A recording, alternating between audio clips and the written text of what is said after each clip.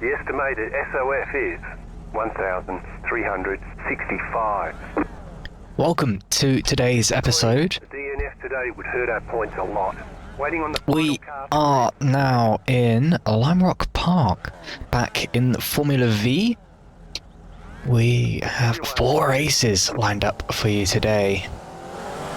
The last 2, very fun. The 4 red lights are on, and it's away we go for the first race of the day. Listen to the symphony of engines as we go down the inside into turn 1. Starting P4 on the grid, get a driver on the left hand side, a little love tap, and then that has him spinning off, and that gets us up to P3. 2 instant points in the bag already from the love tap from them. Don't know how that works, but we also save a little spin through turn 2 into the uphill section. Now this part very tricky. I was having a lot of issues trying to find the perfect way to get through there, and you can see here just having so many issues with the gear shifts out into gear 3. I later discovered that it was better to just stay in gear 3 the whole time through that corner. That won't be until race 3 though. Now I've fallen down to P9, I believe it is. Might be P6. Certainly not the position I wanted to be in. Yeah, you can see there P6. Now it is a case of Gran Turismo, just making our way through the pack as best as we can. That's another position up into P6. We were P7 as it finally updates. Through turn 3 again, and you can just see battling the steering through some corners, just trying to feel the suspension, feel the grip, and just trying to get these gear shifts correctly. I was having a lot of issues syncing the gears to each other. Just through that little section, it's way too short from gear 2 to gear 3 to put the clutch on. You'll notice the pack in front is pulling away, but they aren't currently far enough in front for me to not have slipstream. So from P6, I make up 3 positions up into P3 as they take each other out. One poor guy getting a lot of places there as my audio software dies, and the rest of race 1, luckily not too long, is audioless. We have a driver trying to dive it down the inside, getting the slipstream, the faster top speed down the first straight. I just let him have it, trusting that my exit will be a whole lot better and my run through the next set of corners will be a whole lot better. Now without audio, as I was driving the rest of the race with, it was pretty difficult not being able to hear the tyres scream. I was just having to feel it through the steering wheel. Not being able to hear what the spotter is saying, I was having to read what he was saying, which is another position my eyes have to be. Forwards, backwards, both sides, and at the text that pops up, or when it pops up. If I miss it, I've missed it. And you can see I just hopeless, and the driver in front gets the gap on me. The run down the starting straight is up next, and I'm down into P4. Not too bad, I don't think. You can see my heartbeat is pretty steady. That's about resting heartbeat for me, so obviously very chilled. Jumps up to a couple beats higher, and I spin it. Have a little spin through turn 2, getting a massive batch of uncontrollable rear end slippage, and that is all she wrote. There were a couple other spinners, but I'll make it back up to P5, and that is where I finish.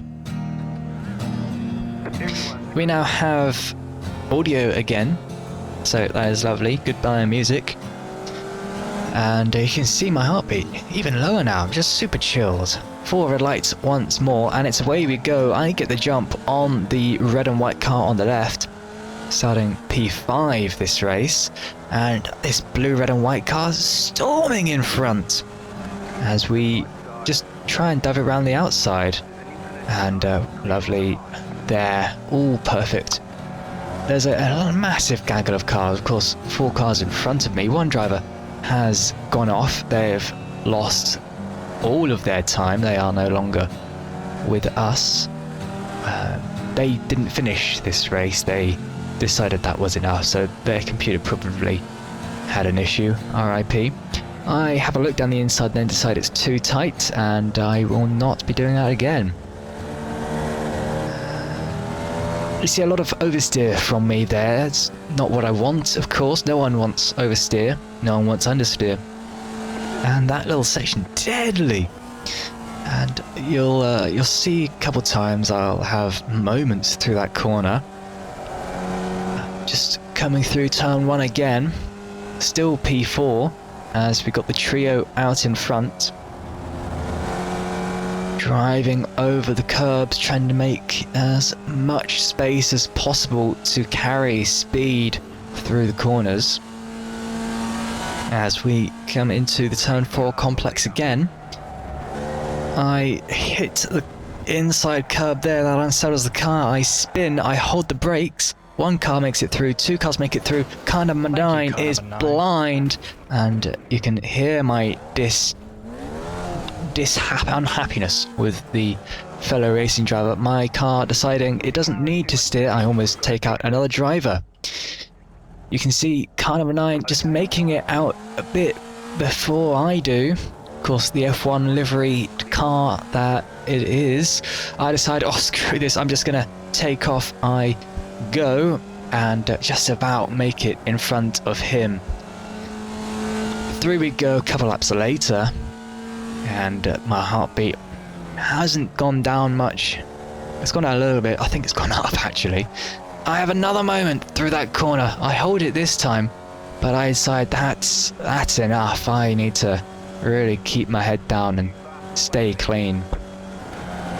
We get this driver a couple laps down, coming out of the pit lane. Obviously scares me a little bit, catches me blindside, and that is all that they wrote. Out of the final corner, we've had a couple other spinners. We've made up 2 more positions, and we end the race. I think that's P8. Not the race that I wanted, but certainly not dull. The next day, I decide I'll hop on and see what I can do. 4 red lights. And it's away we go again. Not the best start from me. You can see the Mercedes F1 Academy car getting a brilliant launch as we overtake the Spanish man on the left, the anime liveried guy. We have contact with a black car, and that sent all 3 of us, and even a 4th car was fated to join the crash, and we all go off. Now the Spanish fellow, he was not too happy. His car perfectly fine, but he decided that he's gonna have a tow, lose a lap, and scream absurdities at me over the radio after the race.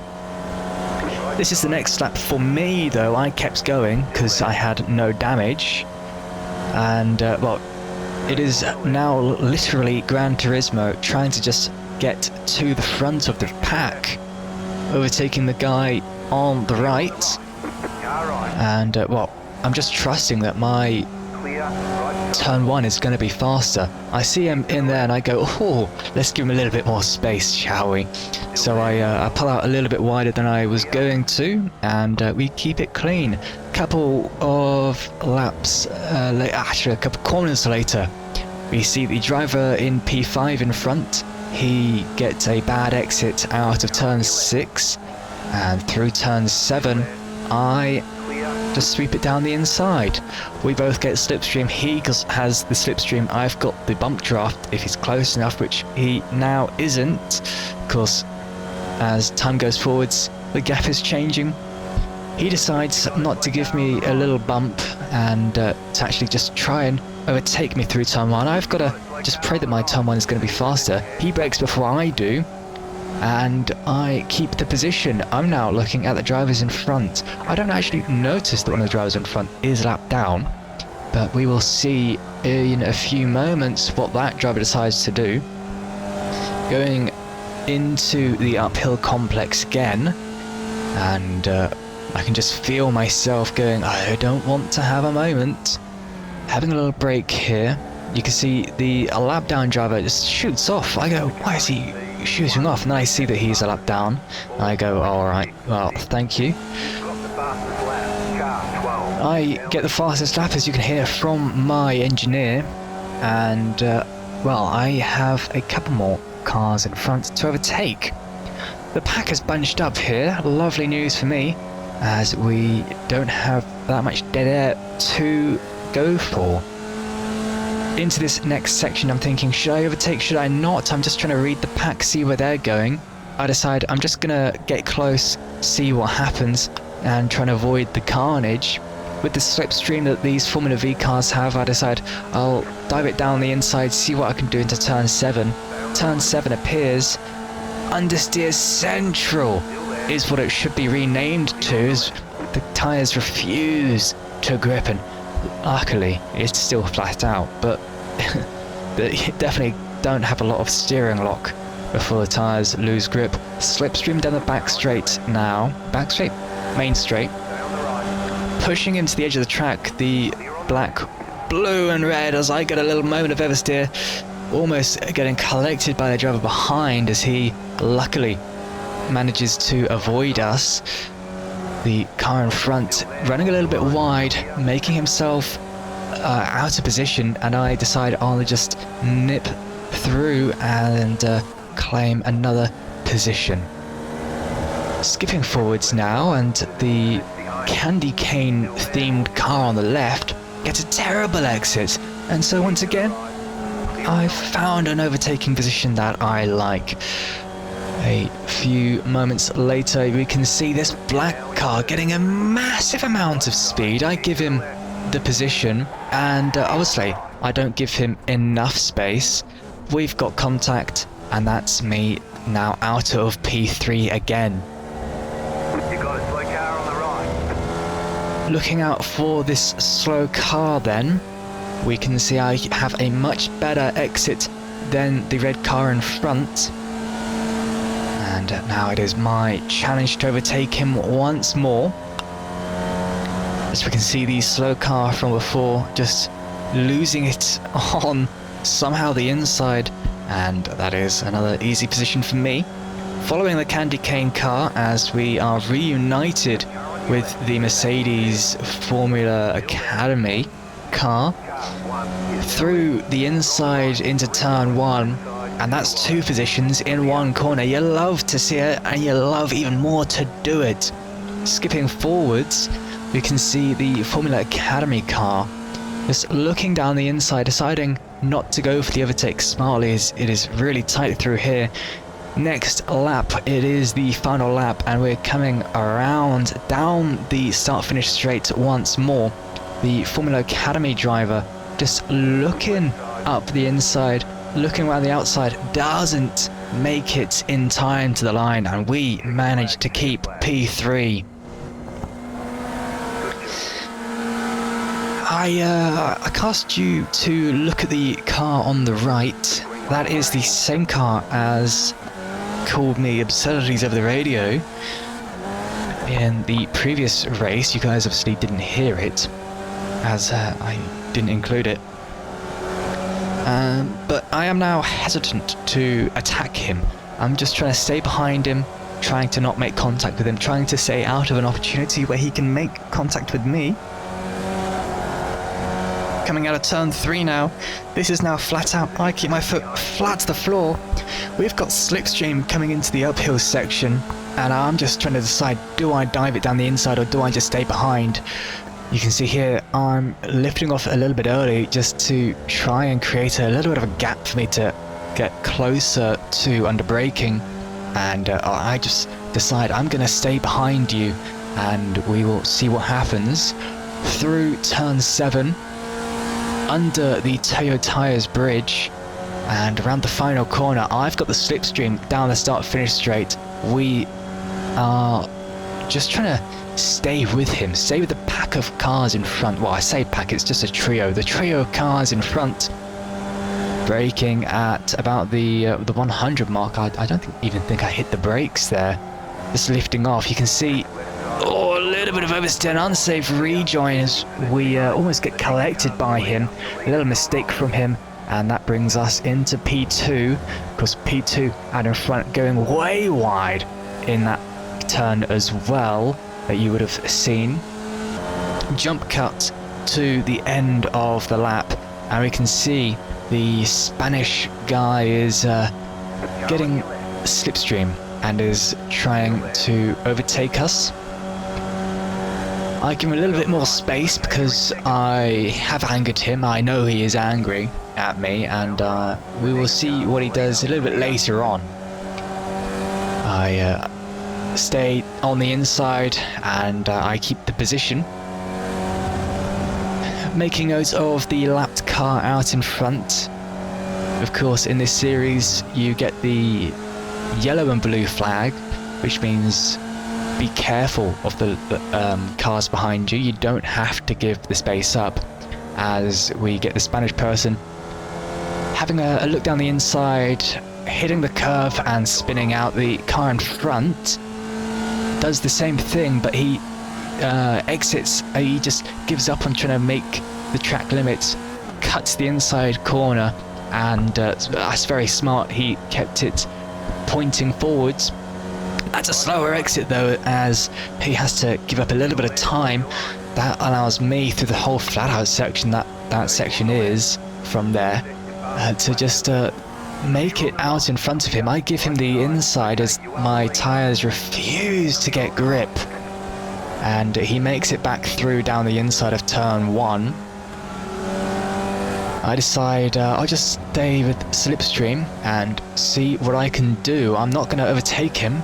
Of course, this is my thought process. I'm thinking I'll just let you actually here I'm thinking, let me see what I can do. A little fight with him. Through this section, I think actually it's too tight to go for an overtake. I'm not going to go for an overtake. And so now it is flat out until turn 1 again. In with the slipstream, he hits the curb, that sends him out wide. I follow him to keep the slipstream, shifting up to gear 4 through the downhill, and it's back down the main straight once again. For some reason, he defends all the way to the inside very early on. Look at the speed I've got from the slipstream. We're very powerful around this track. Down into turn 1, I've got the outside line. I'm not going to go for an overtake. I just want to stay behind him and see what we can do. He goes off. I now have the outside line through turn 2, trying to just give him the opportunity to come on track safely. He does, and he does stay in P1. Through this next corner, turn 4 again, I'm backing out early, giving him the space to take turn 4 nicely. He defends down the inside through turn 4. That gives him bad exit. As you can see, I get held up a little bit, and well, I'm just taking a safe line now. I'm just trying to stay behind him, and he is trying to defend like tomorrow doesn't exist. Through we go, and at this point I'm thinking the Spanish guy is catching up. I just need to stay behind so we can go faster. We need to work together to go faster. He doesn't see this somehow, as I get the outside line through turn 1 again, and I think it's through here which it clicks that I might not be trying to overtake. My main goal at the start, one of the things that you can do is just not overtake, just stay behind. and then only in the final minute overtake and win. That is one of the ways you can catch a driver off guard, put them into a false sense of security and trust. Of course, racing all about backstabbing at the right time. Again though, I've got the slipstream into the start straight, a little bit further behind than last time, so he's not going to defend as hard. He is still going to drift over to the right hand side, not a full-on move over as we've seen the past couple of laps.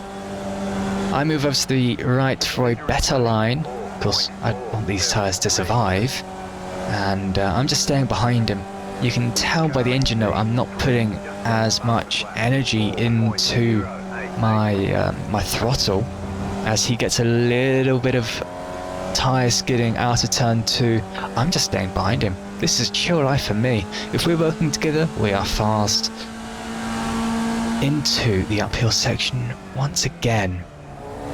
Braking, staying behind, and this is where I have gained a lot of time. Right on the back now, slipstream, pretty much bump draft. At this distance, the drag from both cars pretty much becomes drag from one car split over two cars. It's very complicated science. There's a really nice NASCAR video on it, and you can see he's once again moving onto the inside and weaving down the straight, which isn't the most legal thing, but I'm not really caring right now. I'm just trying to stay behind him. And well, once again, I'm getting a better exit out of turn 1, almost driving into him. I hold off the throttle, we make no contact, and through we go again. Turn 3. Turn 3 is flat out here in this car. It's quite fun. And we can just see that I've lost a whole lot of time on the exit of turn 3, which I've made up as he spins on the exit of turn 5. Getting a terrible exit, he just hits the curb wrong, and that unsettles the car as I put too much steering through turn 1 completely on my own. And next lap, final lap, and I come across the line to win the race. Action-packed, very fun. Actually, that got me to D-Class in Formula, in open wheels. So I'm now D-Class in sports car and D-Class in open wheels on iRacing, which is very nice to say. Through we go. Of course, if you watched last week's episode, you'll know that my sports car racing has taken a pretty hefty beating. So I've got to get that back again. Thank you everyone who has been watching the series from day one. If this is your first time watching the series, this is Rookie to 5k. Don't know why I said this at the outro, but hey ho. I'm going from rookie to 5k combined in open wheel and sports car on iRacing. I'm just seeing what I can do. This is the cool down lap, and remember I said that the Spanish guy wasn't too happy? Yeah.